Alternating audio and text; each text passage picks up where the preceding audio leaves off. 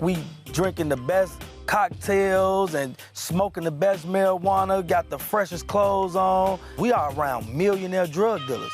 It was a natural decision for Wendell White to become a drug dealer. Growing up in poverty on the south side of Chicago, he was surrounded by dealers who'd made a fortune.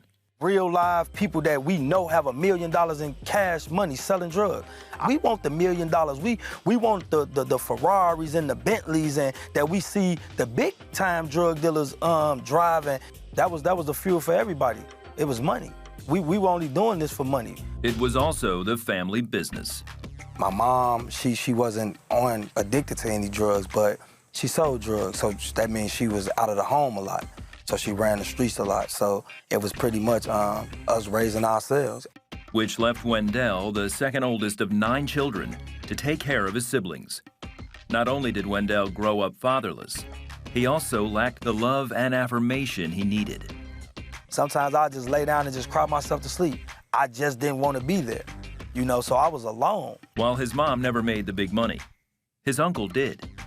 Wendell worshiped the man, hoping to one day be just like him. I looked up to him because he had everything that, at the time, that I thought meant something. He had money, he had cars, he had all the women.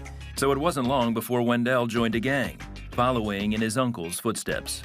I started selling drugs actually for myself when I was like 13 or 14 years old. We was just in it to, you know, try to escape the poverty-stricken lives that we were living. It made me feel a part of something. You know, it felt like a family.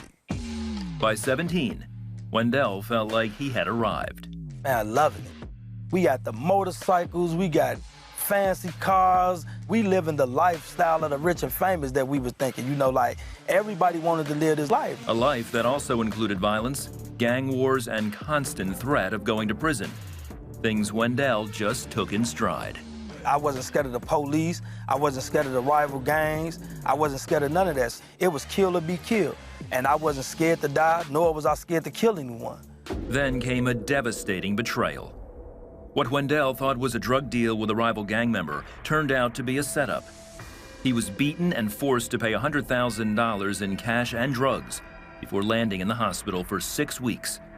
The man who set him up was his uncle. I felt betrayed, somebody that I had looked up to all my life. And they had betrayed me. I was lost. I just didn't understand, like, why would somebody, you know, that I love so dearly do me like that? Then when his gang wanted revenge, Wendell wouldn't give up his uncle's location, so they kicked him out. They turned their backs on me.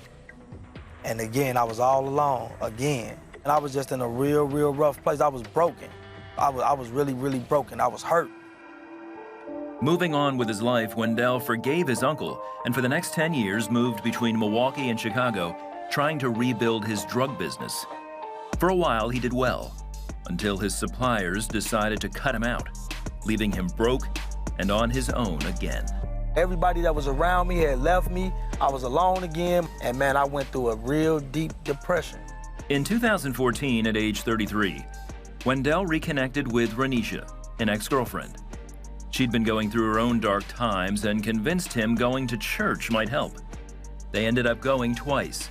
The second Sunday, Wendell says he felt God speaking directly to him. It's like God saying, like, I can help you. Like, I can help you. I can help take that pain away. I can help you.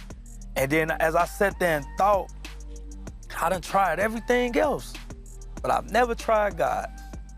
So at the end of the service, he and Renisha went up front and committed their lives to Christ. And man, I felt good. Like, I felt like the weight of the world had lifted off my shoulder. I said, man, if I'm gonna do it, I'm gonna do it right. The couple soon married and began their new life and faith journey together. Wendell admits it wasn't easy, as he sometimes sold drugs to make up what his day job paycheck didn't cover. Eventually, though, with the discipleship and prayers of his church, he learned to fully trust God in every situation. I appreciate everything that I went through. I appreciate the slip-ups and the falls. I appreciate all that because it got me to the point where the place where I'm at right now. Today, he's fully dedicated to God with a loving family, a good job, and ready to share his faith with anyone he meets. All I try to do now is I try to impact as many people as I possibly can and lead them back to Christ. to let them know the same God did it for me, he'll do it for you. And once you understand who God is, man, you know, man, you got a friend in Jesus.